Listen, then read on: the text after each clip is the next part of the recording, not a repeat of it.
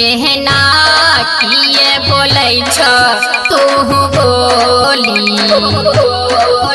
जइबा नहरा नहीं हम रंग बचोली देवरा के छोड़ी चली जइबो नैहरवा तेरू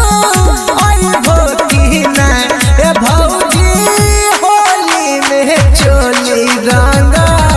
वइबो की ना ए भौजी होली में चोली रंग वइबो की ना बोलन है अंगिका रिकॉर्डिंग स्टूडियो रुपौली पूर्णिया बिहार।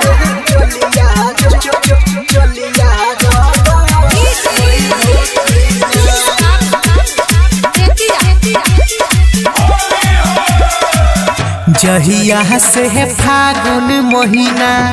भौजी सुना आइल छे तहिए से नींद हमारा आबोई नहीं है कि भेल छे लभेरिया धरल छ मनवा चातो हर बहकल हो दिलवा चातो हर लहकल हो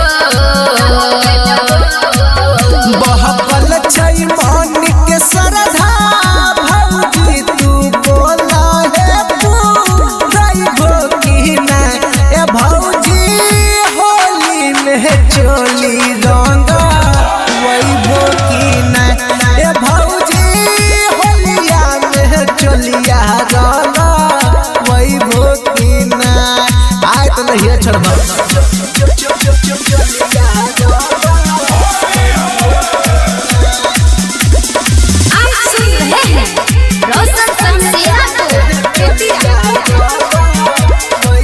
बुझ गेल है दिल के दिया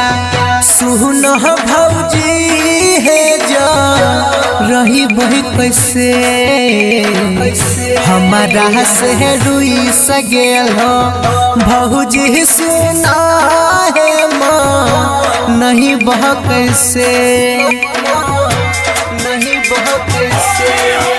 अब बात न करो बनता हो यहाँ गाल न करो गलता हो संजय रोशन के पीछ